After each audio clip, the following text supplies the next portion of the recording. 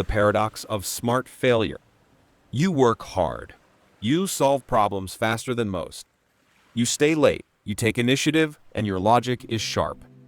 And yet somehow it's the person with average ideas, mediocre execution, and charming small talk who keeps getting promoted, while you remain overlooked, invisible, stuck.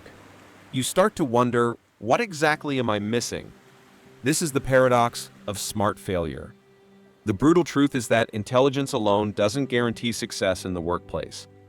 In fact, in many corporate environments, being highly intelligent can actually become a liability. Because while you're busy solving real problems, others are busy solving a different kind of problem, the problem of perception.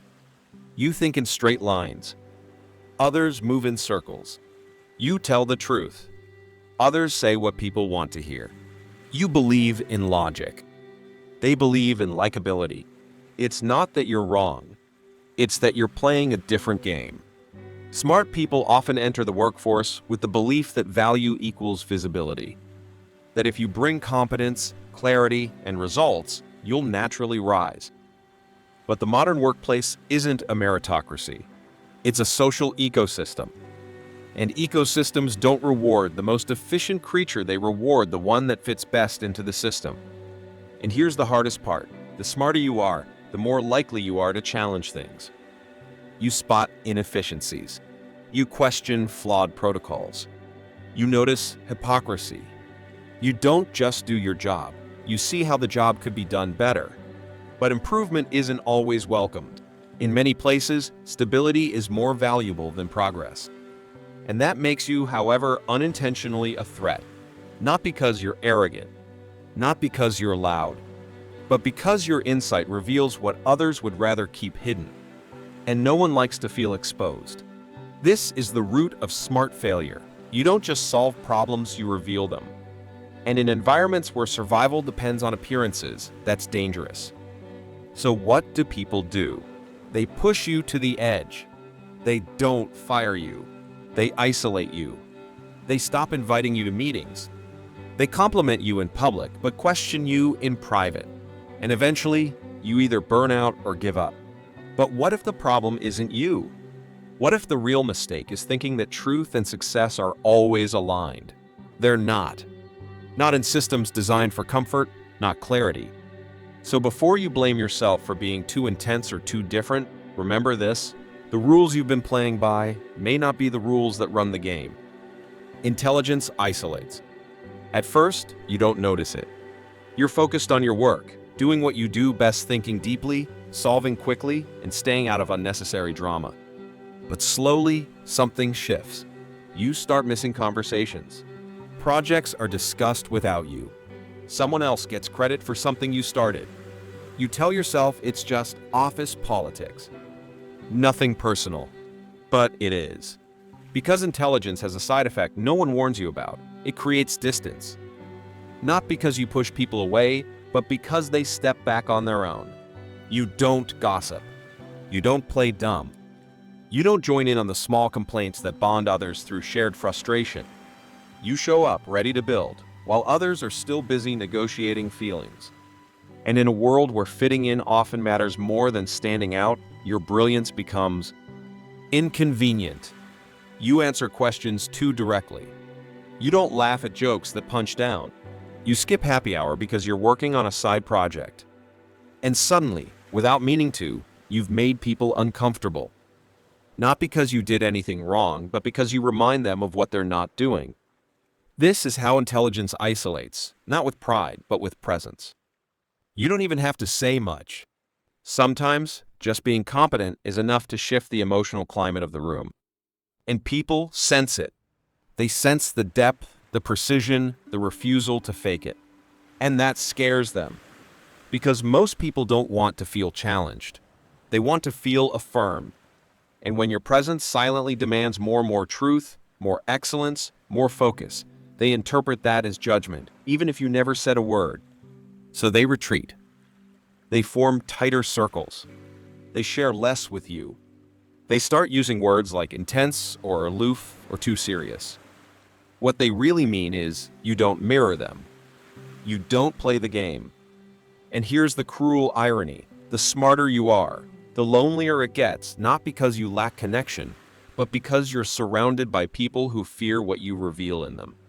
You illuminate blind spots they've spent years avoiding. But this isn't your fault. And it's not your burden to carry. Because intelligence doesn't need to be loud to be powerful. It doesn't need a crowd to be real. But it does need protection. And if you don't understand how that quiet exclusion forms, you'll spend your life wondering why being smart always feels like standing in the corner of your own success. Emotions matter more than logic. Smart people often walk into the workplace thinking it's a puzzle to be solved.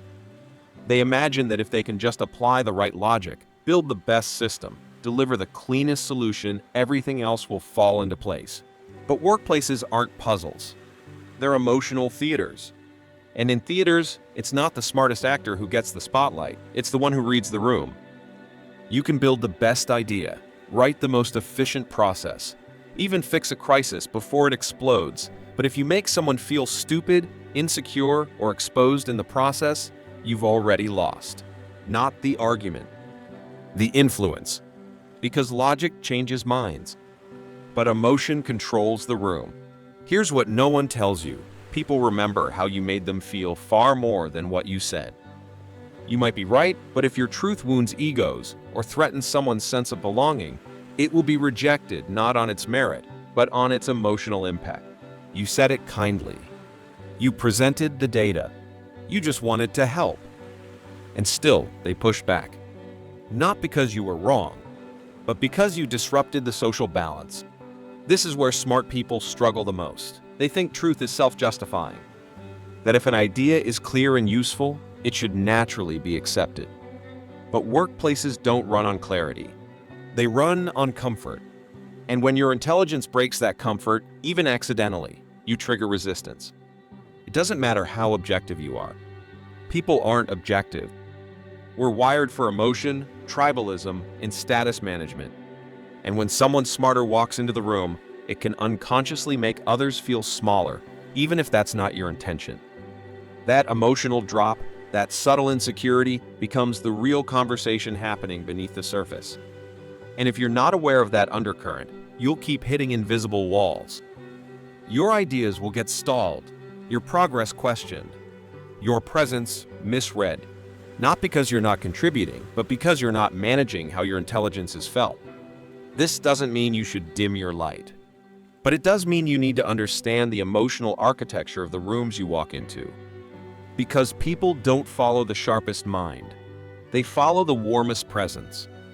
And in a world where perception beats truth, your emotional intelligence is not optional.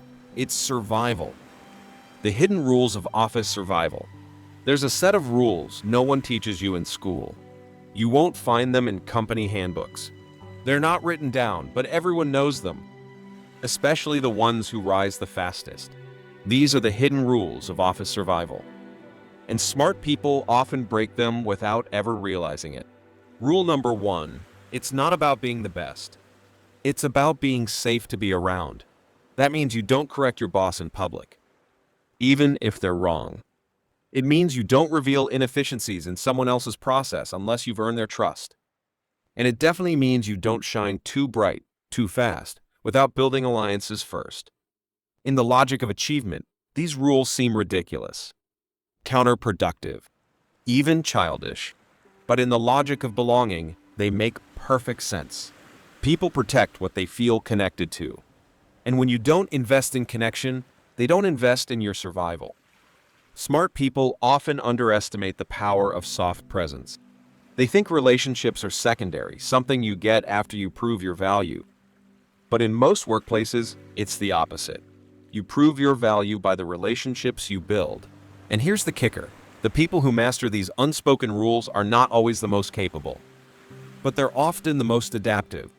They know when to speak, when to stay silent, when to smile, even if they disagree. They play the long game not with manipulation, but with awareness. Meanwhile, the hyper-rational mind walks in thinking it's here to optimize, to clean up systems, to fix broken workflows. And it does until someone feels threatened. And then, it's not your results that matter. It's how you made others feel about themselves in the process. This is not a call to be fake.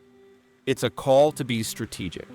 To understand that the workplace is less like a lab and more like a tribe, where politics are not the enemy of progress, they're the price of admission. If you ignore these dynamics, you'll feel blindsided. Promotions will go to less competent people. Ideas will get adopted only after someone else says them. Your impact will be filtered through the comfort of others.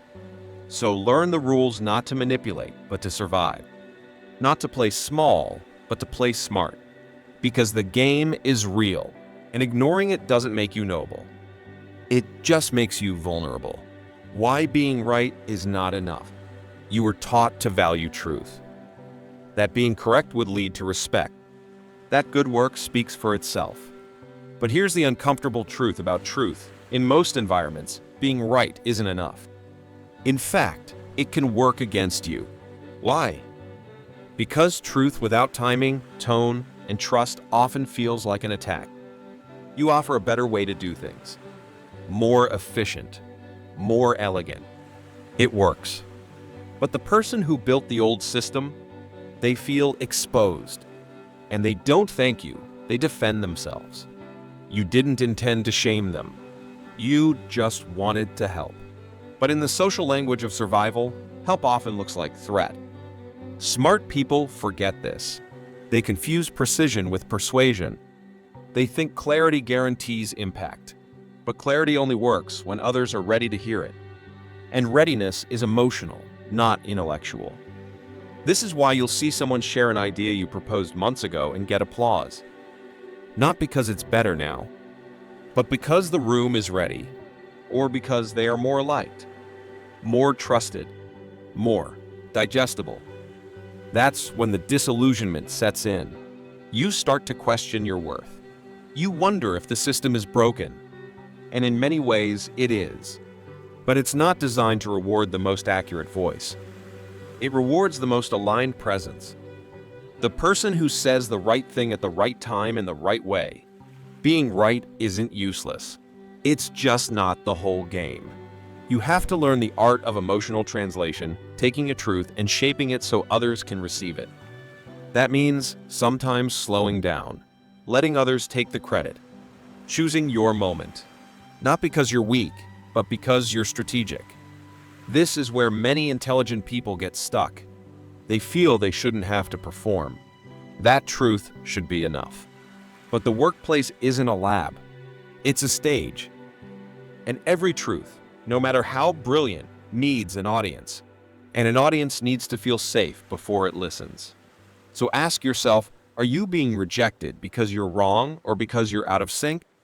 Because if you're always right too early, the world doesn't see it as intelligence.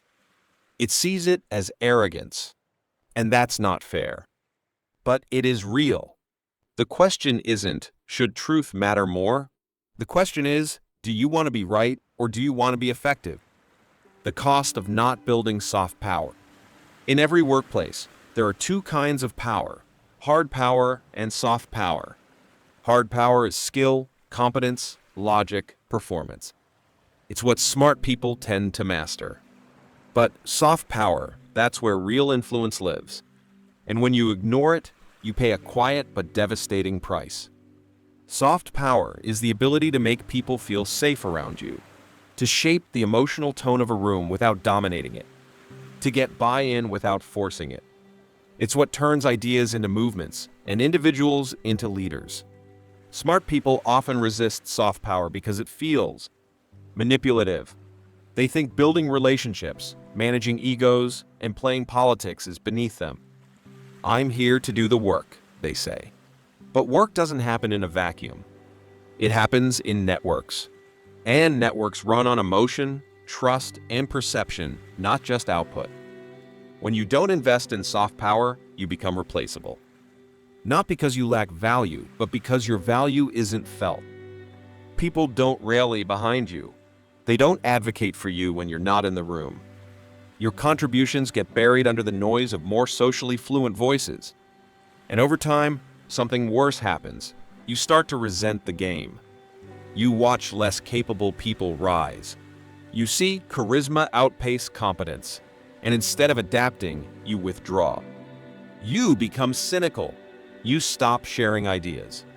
You armor up. But that armor, while protecting you, also isolates you. Here's the truth no one likes to admit: being smart is not enough to lead. People don't follow intelligence. They follow energy, warmth, consistency. And unless you learn to build soft power by connecting, listening, uplifting, you'll always be the genius in the corner, never the leader in the room. This isn't about selling out. It's about expanding your capacity, adding emotional strategy to intellectual clarity, understanding that people won't remember everything you did, but they'll never forget how you made them feel. If you want your intelligence to matter, it has to move people. And movement doesn't come from logic alone. It comes from trust, connection, emotion. So ask yourself, have you built enough soft power to protect your hard-earned value? Or are you still waiting for the world to notice what you've built in silence? Because silence doesn't scale, but soft power does. How to adapt without selling your soul. So now you know. Being smart isn't enough. Being right isn't enough. Being good at your job isn't enough. And the instinctive reaction is frustration, maybe even rejection. You say to yourself, if I have to fake it to make it, I don't want it. But that's not the only path. There's a way to adapt without selling your soul. It starts with shifting how you see influence. Influence isn't about pretending to be someone you're not.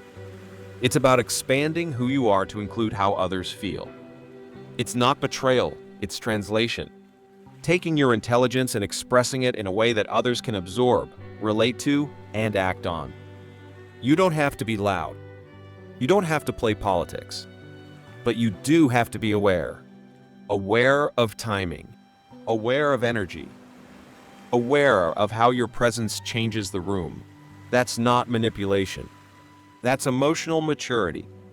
Think of it this way: you wouldn't explain quantum physics to a child using equations. You'd use stories, metaphors, gentle bridges between your world and theirs. That's not dumbing down the truth. It's building access to it. And that same principle applies at work.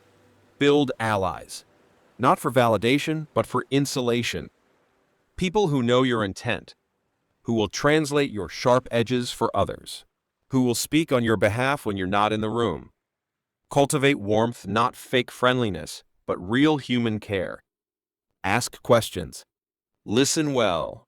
Show others they matter, even when you disagree. Because people who feel seen rarely feel threatened. And choose your battles. You don't need to fix everything. Not every broken process deserves your energy.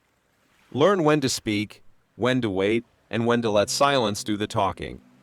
Most importantly, give yourself permission to grow. You're not abandoning who you are. You're upgrading how you operate. Intelligence without adaptability is static. Intelligence with emotional awareness becomes wisdom. So no, you don't have to play games, but you do have to understand the game board. Because the world won't reshape itself to honor your truth. You'll need to learn how to move through it with grace, strategy, and soul intact. And when you do, you'll no longer feel like a threat. You'll feel like a force. Final reflection: turn isolation into influence. It hurts, doesn't it? To be the one who sees things clearly but is rarely seen. To carry solutions no one asks for. To build in silence while others promote in noise. And over time, that pain becomes a kind of armor. You stop sharing. You stop believing. You shrink, not because you've lost your light, but because no one knew how to receive it. But here's what you need to remember: your intelligence is not the problem. Your insight is not the threat. The issue isn't that you're too much. It's that the room was never taught how to hold someone like you. So teach them. Gently. Strategically. Patiently. You don't have to abandon your standards. You don't have to become someone you're not. But you do have to learn how to translate. Because raw intelligence, when left unshaped, becomes isolation. But refined intelligence? That becomes influence. And influence changes everything. When you move from proving yourself to understanding others, something powerful happens. People begin to listen. Not because you're louder, but because you're wiser. You no longer trigger fear. You offer clarity. You become the person people turn to when the noise gets too loud. But that shift takes intention. It takes healing the wound of being misunderstood. It takes releasing the bitterness that comes from years of invisibility. And it takes choosing to show up again, not as the one demanding space, but as the one creating it. You don't need everyone to get you. Just enough people who do. So build quietly. Align wisely. Speak gently. Move powerfully.